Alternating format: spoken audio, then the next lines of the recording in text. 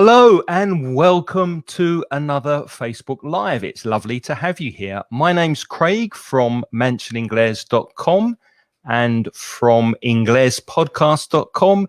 Today we're talking about celebrations. So if you're watching the replay, I recommend you stay around because you'll be learning lots of vocabulary and expressions connected to celebrations and how to celebrate things. And with me today, I'm delighted to say hello to Lynne from Put It Like This. Hi, Lynne. Hi, Craig. How are you? You're all right? Very well, thank you. Very excited to talk about celebrations and do some celebrating today. It's quite a happy topic, isn't it? Celebrating. It often, is. Usually. I don't think we celebrate enough these days. So I'm looking forward to looking at different ways we can celebrate and the vocabulary we use when we talk about celebrations.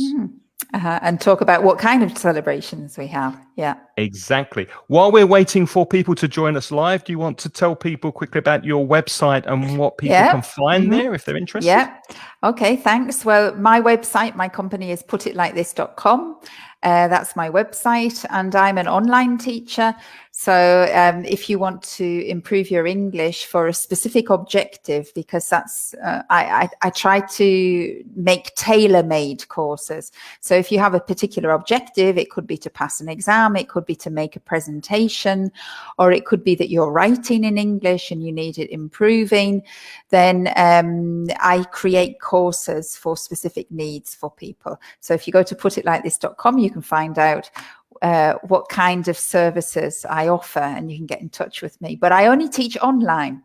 And actually, I had a celebration about Put It Like This, because in June, just before the end of the summer, Put It Like This was 1 year old. So I actually celebrated the birthday of putitlikethis.com with my family. It was really nice. Well, congratulations. You should celebrate that, because that's quite an achievement. What about you, Craig? How long has Mansion Inglés been around? Do you still celebrate its birthday? We do, but obviously with the COVID restrictions that we experience now in Spain, I haven't had a chance to get together and celebrate our 20th year. Wow. With my good friend and partner Lewis. So hi Lewis, if you're watching. We started in 2001, so it was 20 years in February this year. Wow. So there's a celebration we need to have soon. So yeah, Mansion Inglés is a website. If you don't know, if you're a new audience member, a new watcher, a new Facebook Liver, then on Mansion Inglés you can find free courses that will help you improve your English. We have 2 free newsletters per month, and we also have a podcast that you can find at inglespodcast.com, which is also free. I think people are starting to join us live. Hi, Hema. Hema's in the house. Hello. Hello, Romy. Hema. Christine, hello again. Lovely to see you. Somebody and Monica. From Cadiz, and Francisca. And Claudia, and somebody from Buenos Aires. Claudia's from Argentina. That's lovely to see you all. Well, not to see you all, but if you join us, if you come in to speak to us, then we'll see you. But we see you on your little pictures. It's Heidi. Heidi's a long time listener and watcher of the Mansion Inglés material. So hello, Heidi, all the way from Buenos Aires. It's lovely to see you here. And hello, if you're watching the replay. We do appreciate you spending some time with us. So today, Lynne, celebrations. Celebrations, yeah. Now, this was my idea again. Next time it's your idea, Craig. The last one we did mine. So I thought, let's do something on celebrations, because I don't know, but sometimes when you go to celebrations, if they're in a different language, sometimes, have you ever felt tongue-tied, Craig? Or have you ever felt like a right lemon? You're standing there like a lemon because you don't know what to say. Yes, well, that's what I put. If any of you saw on Twitter, the text I wrote on Twitter, it said, have you ever had to speak English at a celebration of some sort and felt tongue-tied?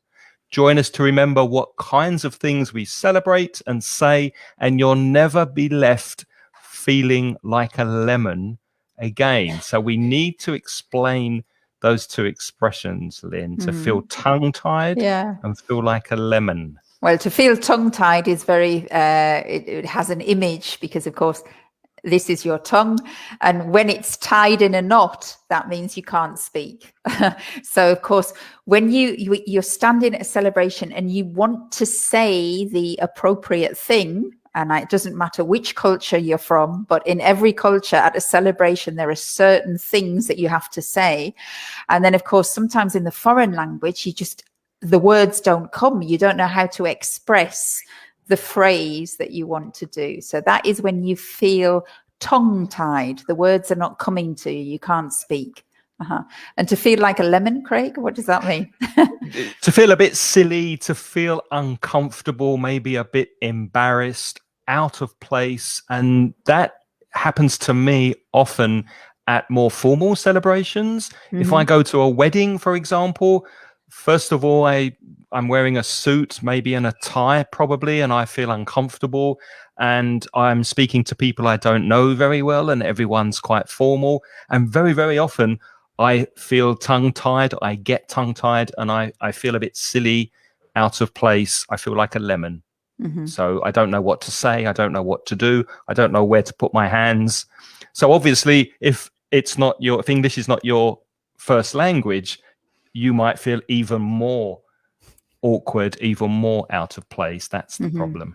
Out of place or out of your comfort zone. Many people use that phrase nowadays, don't they? Comfort zone, your comfort zone, the area where you feel confident. And when you're out of your comfort zone, you feel like a lemon. Okay. So our first celebration that we'd like to look at, very happy occasions, births, when babies are born. And not so much in the UK, but in the US, it's very common to have a baby shower. Now, that's not putting the baby under a shower and getting the baby wet, because baby showers happen before the baby's born. And the friends of the person who's having the baby gives lots of presents and gifts to the mother-to-be. Have you ever been to a baby shower? I have, because I had an American friend once who was pregnant and was going to have her first child. And she invited us to the baby shower. And I had no idea that people did this. At the time, I was living in Germany. And actually, I find it a little bit superstitious, a bit bad luck to give presents before the baby is born. I know that when I was pregnant, I didn't want really presents before the baby was born, because I was very frightened. You know, you never know with a pregnancy if, you hope it's going to work out all right. And I was a little bit superstitious. I didn't like the idea of giving presents before my babies were born.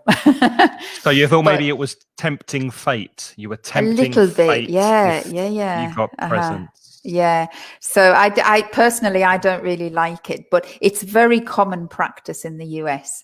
Yeah. And I have to say, when I had my children, I was super happy and grateful for all of the presents that people gave me. As long as you get them after the baby's born. Yeah. Exactly.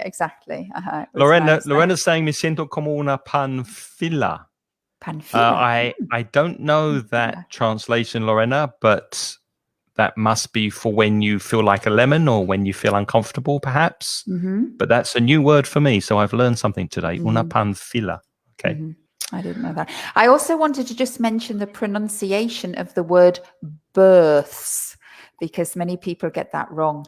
They see the IR and they want to say births. But in English, remember, the pronunciation is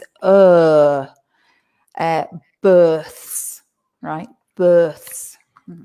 Okay. And also remember that the expression to be born is in the passive, because the mother bears the child. That's the active. So the verb is to bear. So you are born, B-O-R-N. You are born by your mother. So that's, don't forget that it's a passive verb. That's and of course, in different religions, make sure my teeth are in today. In different religions, in different parts of the world, then there are obviously different ceremonies after the baby has been born. So in the Christian religion, there's a christening, a baptism when the baby's head is wet with holy water, and circumcision in some religions. In some places in Africa and in the Jewish religion, they circumcise the male babies, and in some cases, the female babies. In some parts of Africa, that's also a custom. So there are customs after birth as well. And what do you say when you go to one of these parties? You Craig? could What say, would you say when you see the new baby, right? So imagine I had a baby. What would you say? Oh, what a lovely baby. Congratulations. Congratulations on the birth. So you'd need the preposition on. You congratulate someone on something. Congratulations on the birth of your baby. What a lovely baby. She's gorgeous, or he's beautiful. She looks just like you, or he looks just like you. And if the baby is similar in appearance to the mother or the father, you can say that the baby takes after the mother or takes after the father. Now, that can also be in character or personality, but the phrasal verb to take after means to be similar to. You can say, he's got your eyes, she's got your smile. Takes after someone, to take after the mother or the father. And you can say sometimes, oh, you must be so proud. You must be so proud. So I've said to be proud. Of course, the parents are always proud of the baby. But sometimes we just reinforce that feeling to the parents. So we say to the parents, oh, you must be so proud. That's wonderful. Congratulations. You must be so proud. And I spoke before at christenings where you wet the baby's head with holy water. The priest sprinkles some holy water on the baby's head. But the expression to wet the baby's head can also mean to raise a glass of alcohol, champagne or wine or something, to drink to the health of the baby, to drink to the occasion of the birth. So in that case, people would say, shall we wet the baby's head? But they don't mean that they're going to wet the baby's head, right? Only the priest. But what it means is, let's open the champagne. Shall we wet the baby's head? Yeah. Do you remember how you celebrated the birth of your kids? Well, Craig, that's a trick question, because I had twins, first of all, and we didn't have any family around us because we were in a different country. So when the twins were born, my husband and I were really busy with with trying to look after two babies. You didn't have time to wet the baby's head. We didn't have time to celebrate or to do anything. I was just happy if I could sleep, because for the first 3-4 months, I couldn't sleep because I was if it was always one, it was the other. So to be honest with you, we didn't celebrate the birth of our babies until much later. So I think the first time we celebrated the birth of the babies was actually at their christening. We had a christening ceremony for them, and I think they were 5 months old. Is there a time limit after the birth in which you have to have the christening? So. No, you can have a christening anytime. You could be christened if you want to join the Christian religion. It's just a first initiation, so an adult can be christened. And I didn't wet the baby's head for a year because I was breastfeeding, so I couldn't drink alcohol. So I had to wait to wet the baby's head. But when I stopped, I wetted the baby's head. I had my champagne. You made up for it. I did. Ever saying that Panfila is like silly. Thank you. Yeah, that's what I understood. To feel silly, to feel a bit of a fool. Yeah. And Christine says to feel like a lemon's like feeling out of place. Yeah, uncomfortable, awkward. Yeah. A fish out of water. Yeah. Fish out Exactly. of Very water. good. Yeah. And she also, Christine also said something really nice for when you're congratulating somebody on the birth of their baby. You can say the baby is this, she's the spitting image of you. Now, the spitting image, I have no idea where that comes from. It's a fixed phrase, and it means she is exactly like you. So she looks exactly like you, the spitting image. She's the spitting image of her dad, or she's the spitting image of her grandma. Okay, or she's a spitting image of her mother. Looks exactly the same. Yeah. Exactly. So those are births, a lovely, happy occasion. Let's move on to our next celebration, birthdays, another happy occasion. You could have a get together. Now, a get together is when everybody comes together to celebrate something or to be in the company of friends and family. And the expression a little get together is when everybody comes to the same place, have a drink, have something to eat. And there's an expression at the end there, some nibbles. What does nibble mean? Well, nibble is the act when you eat something. Of course, if you bite it, you take it whole. But if you nibble something, it means you've got the food in your hand and you keep taking little bits. That's that verb is to nibble.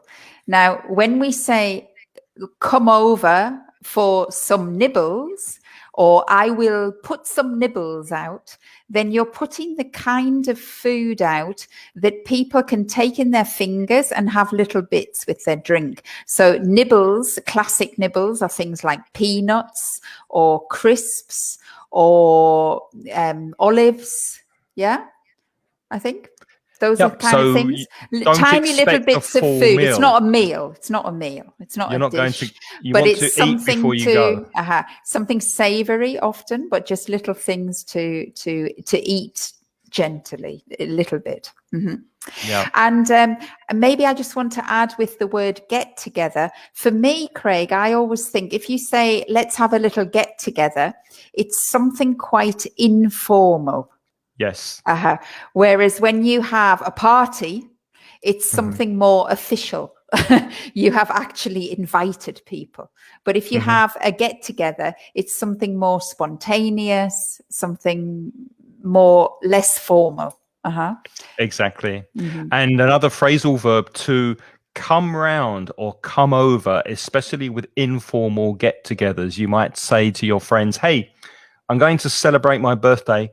Come round, come over on Saturday and we'll have a get together, or we'll get together for some drinks. So to have people round or have people over to where you live is a way to invite them informally. And you can say, oh, on Saturday, Craig, I'm having a few people over. Would you like to come?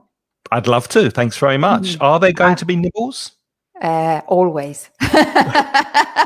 And nibbles, Francesca says, are picoteo. Exactly. Yeah, just small things. You can also say finger food, any food that you can pick up with your hands, like sausage rolls, crisps, nuts, olives, as Lynne said. You can call that finger food as well. Very small things that you can nibble. I always have nibbles with my drinks. I think Spanish people never drink. This is unlike English people. English people, we just drink. You go to the pub and you drink and you don't eat. Australians, New Zealanders, most of them do that too. But in Spain, when I first started living here, I learned that most Spanish people will never give you something to drink without something to eat. So if they give you a glass of wine, they'll give you some olives, or if they give you a glass of beer, they'll give you some nuts.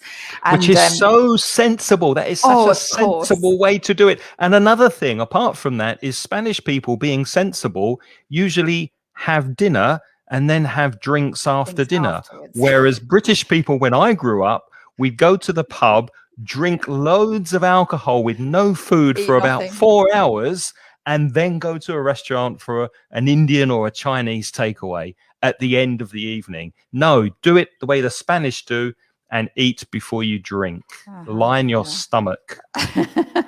Or eat while you are drinking. That's even better. That's healthier, I think. Exactly. Christine says to have a do, yes, is to celebrate. Well, it not necessarily a birthday, Christine. It can be for any reason. So if you have a do, it's a party, a celebration. Yeah. So I'm having a do on Saturday. You can have it for no reason. You could just decide to invite people over and just have a party, a small party or get together. But maybe here, Christine, we said to have people round is the event is informal, right? When you say I'm going to have some people over, then you know that the event, what you're doing, is going to be very informal in nature. So you're not going to have a band, you're not going to have formal dress, nothing like that, right? But when you say I'm having a do, we're not sure, because the word do is you are expressing it informally, but maybe the do is more formal, right? Yeah. Maybe you're trying to lower the formality of it a little bit. But for example, you could say, my daughter got married last week. Oh, we had a lovely do. And the do is referring to the wedding reception, which of course is formal. But because you are reporting it, maybe the person you're talking to, you don't want to make the wedding reception sound so inflated. And so you say, oh, we had a lovely do. And that just lessens the importance of it, maybe a little bit. Makes it more, less formal, perhaps. Less formal, but the event itself could be formal with the word do. So it's not the same as have people over. And maybe the opposite of just having some nibbles or something light, and I've put this expression in the chat, is to put on a spread. If you put on a spread, you can expect more food, more to eat, sandwiches, something a bit more substantial. No, Alonso, you're about 15 minutes late, but you can watch the replay. If you want to go back and look at the vocabulary on Facebook, you can see the replay, and we start at 8:00 every Wednesday. People are never late for celebrations, Alonso, so you're always welcome. I think you mean a fountain of wisdom, Lynne. That's what you are. That's me. Thank you, Christine. You're a fountain of wisdom.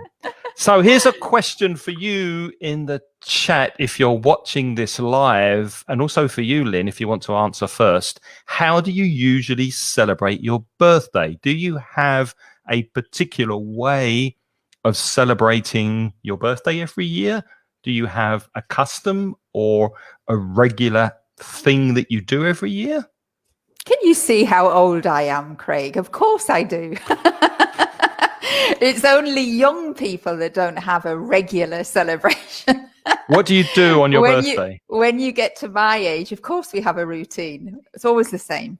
So on my birthday, we always have, in my family, we always have, you're going to laugh, we have a birthday tea party. It's a tradition in my house. So we always have a real Why does that not surprise me? That does not surprise me whatsoever.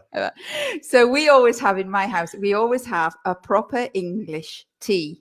Now, a proper English tea is with cups of tea, and we have egg sandwiches. We only have egg sandwiches on birthday celebrations. So we have egg sandwiches without crusts, all cut in nice triangles. We have a lovely chocolate cake, which traditionally I always made, but now my girls are grown up. They know how to make it. So if it's my birthday, they make it for me. If it's their birthdays, I make it for them. It's always the same chocolate cake we have. We always make a big chocolate cake. And we have a birthday tea. So we have lots of nice little nibbles, and we drink champagne as well. Always. I like champagne. Very nice. That sounds lovely. But and then usually we open presents after the birthday tea. So we don't open presents in the morning. If people have got me presents, my family normally buy me presents. And the cards as well. And we keep them all until we have the birthday tea. And then we open the cards and I open my presents. Mm-hmm. So just to be clear, the champagne you drink in the morning, the tea's in the afternoon? No, the champagne is after the tea. The champagne is with the cake. The cake comes last. We have the tea with the egg sandwiches and the nibbles. We have cheese and pineapple on sticks. Very nice. Very nice. I'm impressed. You can come. Next time I have a birthday, I'll invite you, Craig, and you can see our traditional English tea that we have. That'd be lovely. Well, nobody's put any comments in the chat, so I'm assuming that you don't celebrate your birthday in any way. You just don't do anything. Now, what's interesting. What do you do for yours, Craig? What do you say? How do you celebrate your birthday? Well, I used to in the past go very mad, drink lots of alcohol, party, be very, very silly. These days, I just try, if possible, depending on work, to keep my birthday free to do whatever I like to do. And that changes from year to year.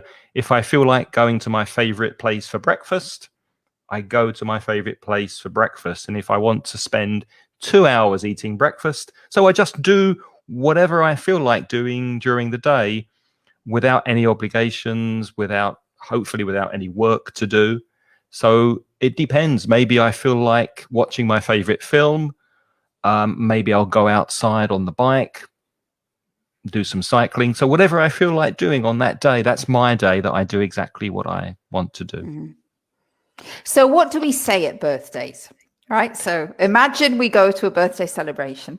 What do you say to the person who's having a birthday?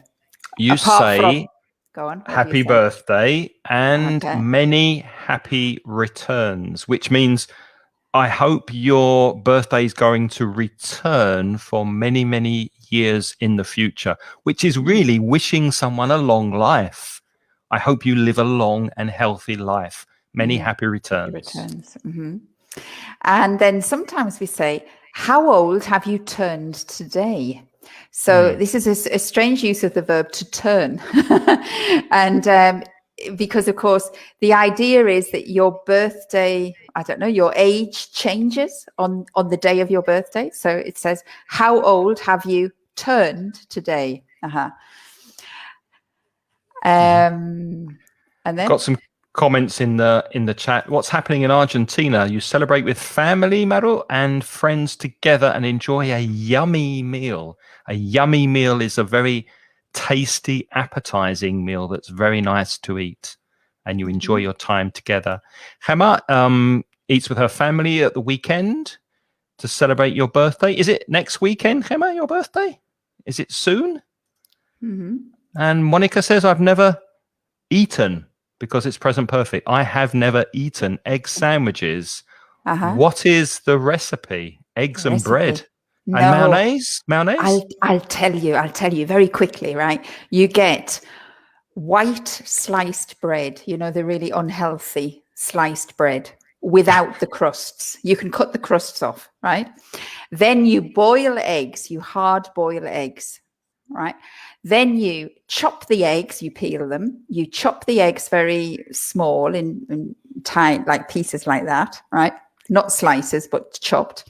And you mix the eggs with mayonnaise and chives. I don't know if you know chives. Chives are green. Like onions. It's like onions, but they're long and green, just like very fine. They have a finer taste than onions. So chopped chives and mayonnaise. And you make that mixture and you put it in the fridge cold, right? And then you put it in the sandwiches. And then you cut the sandwiches into triangles and they're lovely. You have to tell me, Monica, if you try them, you make them and then you tell me if you like them. Sounds very nice. Alonso celebrates with friends, but last birthday he had a chocolate cake. Oh, my favorite. And tacos. Ooh. That sounds yummy. But probably not in that order, right? Alonso, you had the tacos first and then you had the cake, I'm guessing. That sounds like a perfect. I would prefer tacos to egg sandwiches, to be honest. Gemma's birthday's they in taste March. much nicer than you think. Huh? Most people say egg sandwiches, but when you have them, then you get hooked on them and you want them always. Yeah. And another expression is to look. If you look your age, then you look exactly what age you are. But a compliment you can give someone or pay someone is to say you don't look your age. And the assumption is you look younger, not older. So if someone has just turned 30, you can say, oh, you don't look your age. You look in your early 20s. And remember, when you're speaking about your age, you can use early or late. So I'm in my early 30s, I'm in my late 40s, or I'm in my mid 20s or mid 30s. So early, mid, and late you can use to describe your age.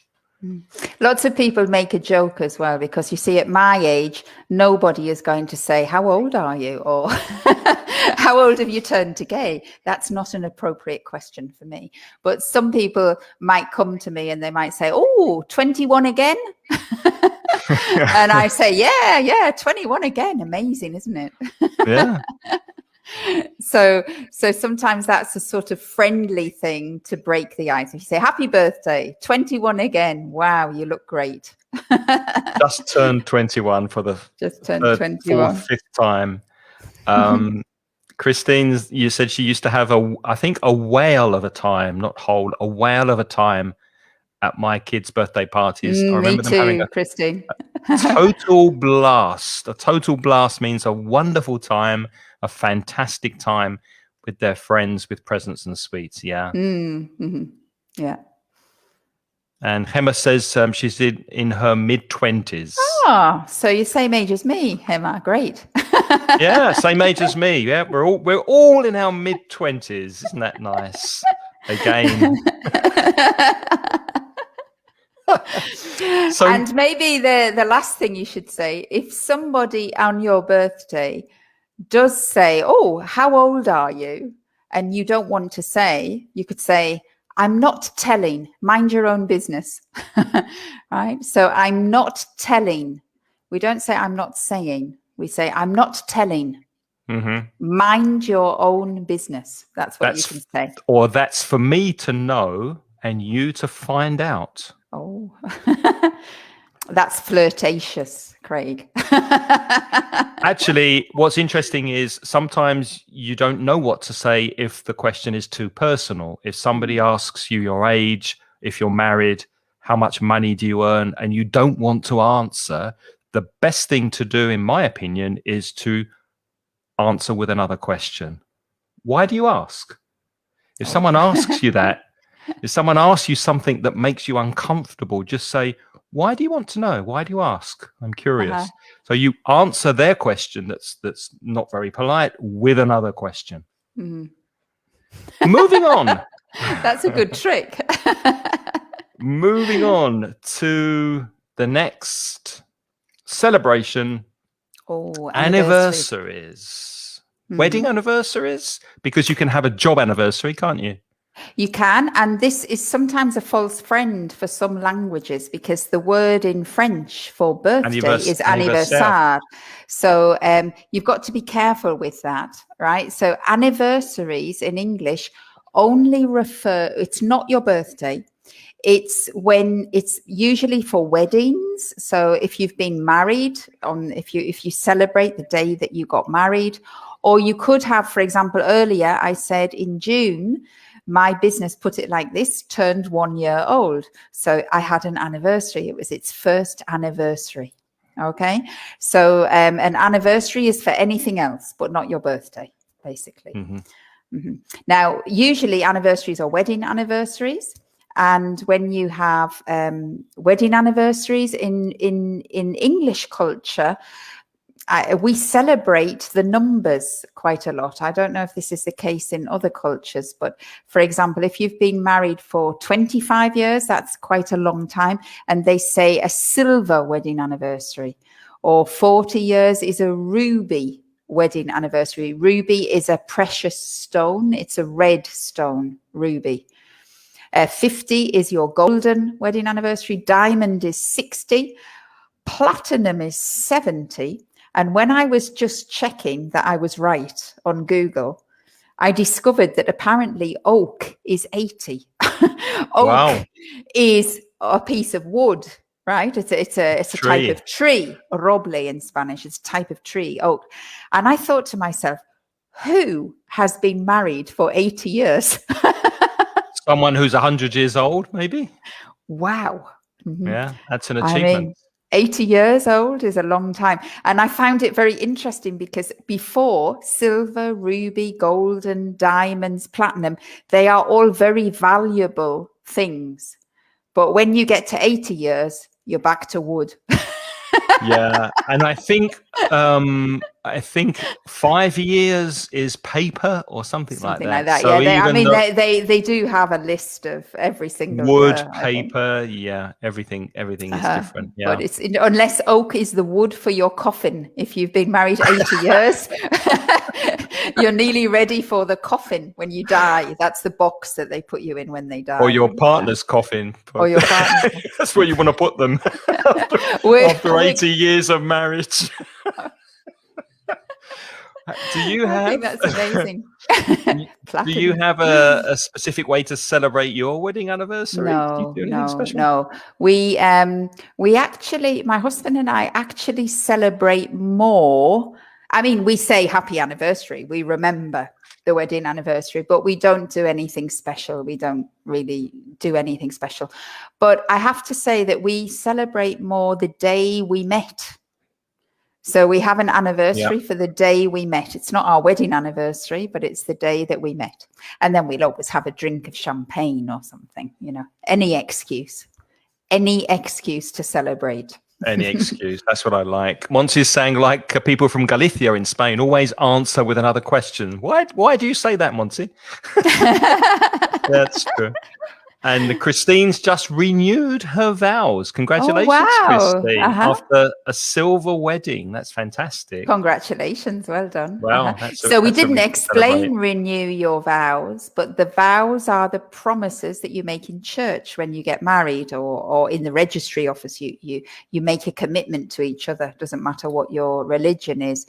But you have wedding vows, which are the things that you say to each other, the promises you make. And some people on their silver wedding anniversary actually, or even I know some people on every wedding anniversary, they renew their vows. That's too much work for me. But some people do it every year. And it's very common at silver or gold and wedding anniversaries that people renew their vows. But well done, Christine. 20 years, 25 years, that's an achievement. That's no mean feat. That's wonderful.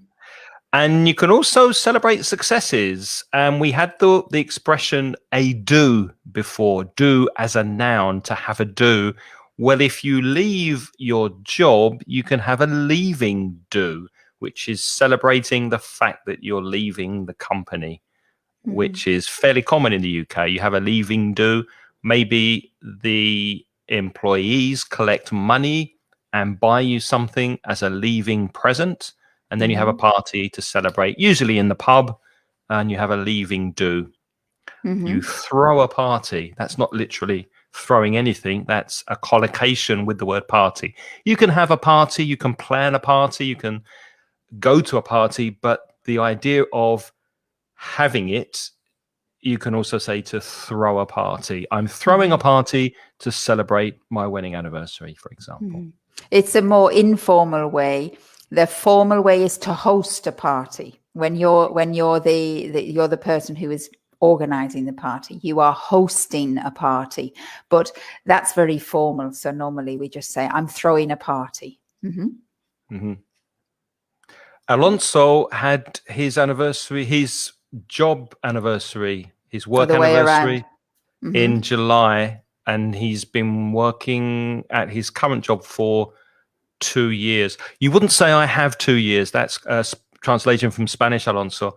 You would use the present perfect to describe your job if you're still with the company. So anything from the past until now, including the present, just use the present perfect. I have been working in my current job for 2 years. or I've worked at my company for 2 years. Nice expression from Christine, to gate crash a party. Have you ever gate crashed a party? Oh, yes. When I was a student, it was a regular event. Every Saturday you would gate crash parties. So to gate crash a party means you go to a party although you haven't been invited, and you sneak into the party. You try to go into the party without anybody noticing. And that is called to gate crash a party. And when I was a student, that was normal. Every Saturday night, there was a disco at the university, and everybody would say, is there a party? Where's the party? Have you heard about a party? And then whoever said, oh yeah, there's a party at such and such a street. And then the entire university would just descend onto the house, and you would gate crash the party. I grew up in a suburb of London, and at the centre of the town, where this town on the edge of London was very busy at weekends, and it was very common to have parties in this area. So my friends and I used to buy some cans of beer and just walk around the centre listening for music. And then knock on the door with the beer and say, oh, we're friends of Jim. Can we come in? Of course, if you bring alcohol, then they let you in. And we used to gate crash parties quite often. Wow. Long time ago.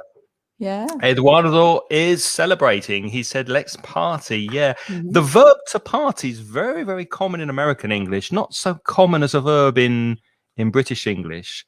But yeah, it's very common in American English. And Hema said you can also hold a party. Right. Not that common as a collocation. Is it, Lynn? To hold a party? I'm holding a party. I'm having a party or hosting a party, but it's not wrong to hold a party. We tend to say hold, Hema, with other types of meetings that are more formal. For example, you hold a meeting or you hold a conference. Yes. But they are not, like, for something informal, you don't really hold it. You have a party. Or throw a party. Or throw a party. That's right. Where are we? New homes is another way to celebrate. And when you have a party or throw a party because you've changed your house or flat, it's called a housewarming party. When you move house and you're living in a different house. More common maybe with younger people, I think. Oh, I don't know. No? I've always had housewarming parties. Okay. Yeah, so when I maybe it's me then.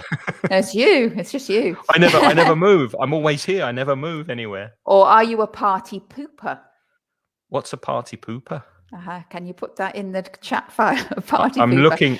looking for it. I don't know if I've party pooper is somebody who doesn't like parties. If you are a party pooper, you are you don't like parties, right? So you always go, oh, I don't want a party. Don't want a party, right? I think in Spanish it's agua fiestas. So I'm saying to Craig, are you a party pooper? No, every time I have moved house, I have always had a housewarming party. I like it. I want all my friends to see my new house, and I want them to know where I live, so that they will come and visit me.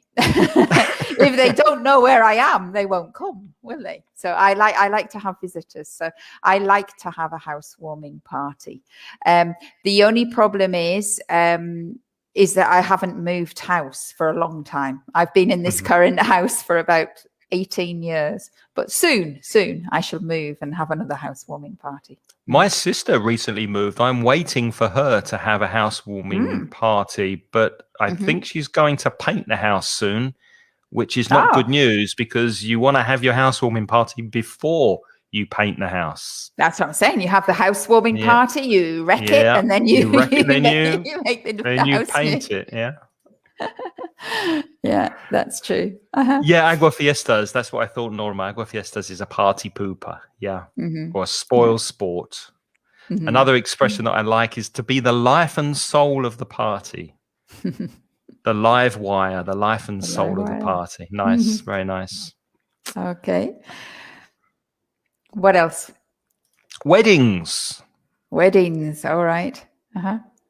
Many different ways to get married. You could have a civil ceremony, which is a-religious, which is not religious, and you get married in a registry office, and the person who marries you is a registrar. So it's very short, it's not religious, it's quite formal, but it's legal, and you can get married officially in a registry office.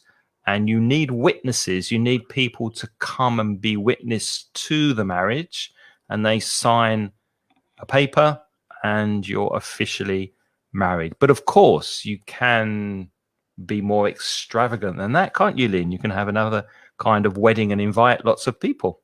You could have a church wedding. I mean, it can be small or big, whatever. But a lot of people have a big kind of party afterwards. But the party after the wedding is not called a wedding party. Strangely enough, the collocation wedding party exists. But the wedding party are the people who are involved in the wedding.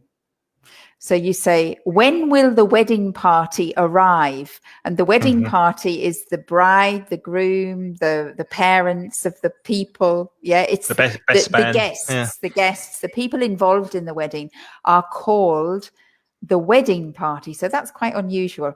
But the actual celebration of the wedding is called the wedding reception. Right. And is it in American English that they say wedding breakfast, or is it British English? I don't use the word wedding breakfast. I always say reception. I haven't heard of that, so I'm assuming it's American English. Reception, definitely, that's the party. Reception is the party that I know. But I have heard that some people say we're having a wedding breakfast, and it doesn't always mean breakfast. I think it's kind of a light lunch, I think. And then after you've had all of that, and the bride and the groom, that's the couple who get married. The bride is the lady, the groom is the man. The bride and groom, they go off on a nice holiday, and that is their honeymoon. So the little holiday that you celebrate with is the honeymoon.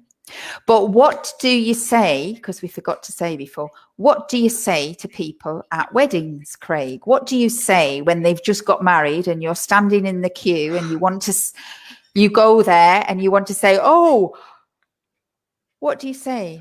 You could say congratulations. Congratulations for any happy occasion is a good thing to say. And obviously, if you're invited to a wedding and they are English speakers, congratulations always works. You could also say, I hope you'll be very happy, or I'm very happy for you both.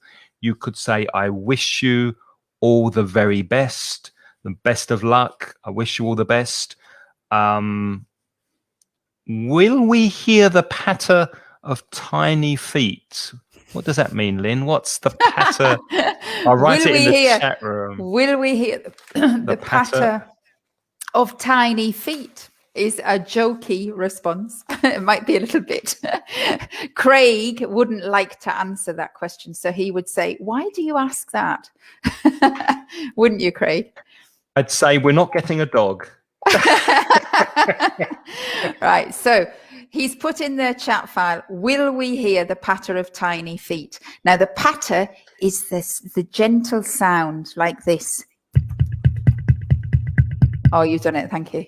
That's the patter. It's a bit strong, that, but patter of tiny feet. Now tiny feet, of course, would be of your children, right? So when somebody says, will we hear the pattern of tiny feet? What they mean to say is, are you going to have babies soon? And the poor wedding couple are horrified because they think, we've just got married. Why do you want us to have children? But sometimes the grandmothers or the older relatives, they're very excited about the idea of having grandchildren or great nieces or great nephews and extending the family. So sometimes they say that, will we hear the patter of tiny feet? Which means, will you be having children now soon? Oh, there's another expression I've just thought of, a shotgun wedding. Mm-hmm. A shotgun wedding. A shotgun is un arma, and a shotgun wedding is, you will definitely hear the patter of tiny feet, because maybe the woman became pregnant and that's the reason they're getting married. Mm-hmm. That's a shotgun wedding. That's a shotgun wedding, when you get that married because you you're want going to to have make children. everything legal and have children. Yeah. Mm-hmm. Mm-hmm. To finish did you want to say something else? No, that's fine. To finish, there's one thing I'd like to ask, which so something I think about a lot. I've been thinking about a lot recently, and that's, apart from anniversaries and weddings and birthdays and housewarmings and all these lovely reasons that we celebrate, should we, do you think, be celebrating smaller things now, appreciating things, and what could we celebrate apart from the big events in our lives? Because I think we should be celebrating smaller things. I think we should be happier for other reasons. So what do you think? What other things could we celebrate? We've spoken about job anniversaries. We can obviously celebrate if we pass an exam, if we get a new job, if we get a better job, if we get an increase in salary or a promotion. Those are wonderful things to celebrate. What other things could we celebrate, Lynne? Well, if you come to my house, we have celebrations every Friday and Saturday.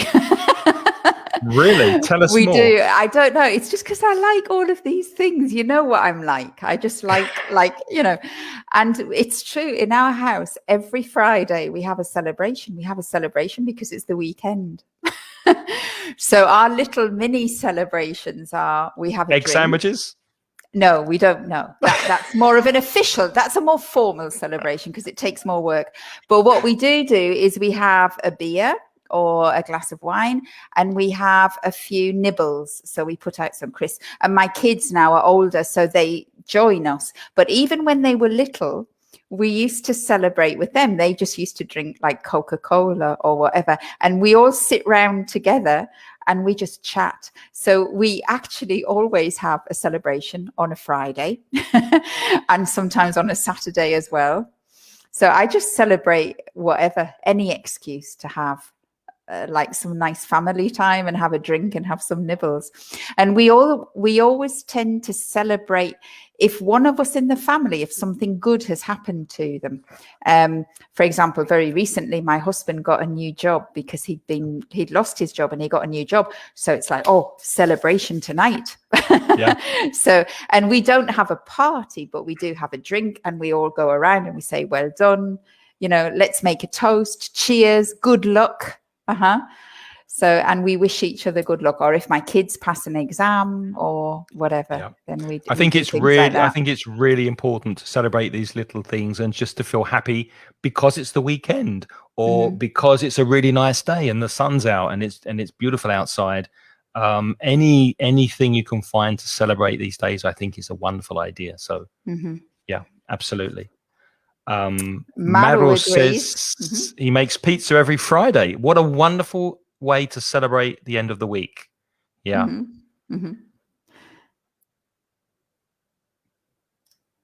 That puts a lot of pressure on the newlyweds. That's an expression we haven't used. The newlyweds. Newlyweds. Yeah. Well done, Eduardo. That's true. If you say, I suppose that's in response to, will we hear the patter of tiny feet? Yes. Absolutely. That's a lot of pressure. Yeah. Do you celebrate? How do you celebrate little things, Craig? Probably in a similar way, yeah, with a small drink, and just to acknowledge it, maybe something sweet, maybe a piece of cake or something, or to do something a bit different, maybe go outside to a bar and sit outside in the sun and have a drink, and just consciously realize that even Mondays, people hate Mondays, but Monday is the beginning of a new week, and the first of every month is the beginning of a new month. And I think it's important to celebrate those things. That's interesting. I never celebrate the beginnings. I usually celebrate the ends.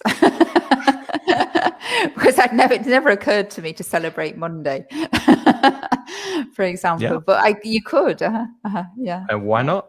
Yeah. I suppose because I think it's like sort of, it's celebrations are more for something that you have achieved, something that's kind of finished. Of course, if you celebrate Monday, you're looking to the future, aren't you? Rather than Exactly. looking to the Yeah. past.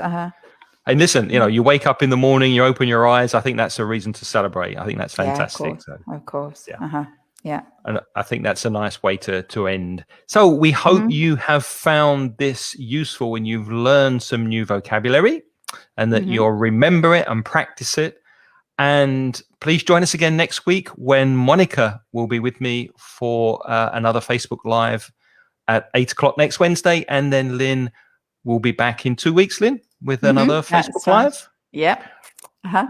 And before we go, just to remind you, you can find me over at mansioningles.com, where you'll also find lots of courses and material, free listenings and exercises to improve your English.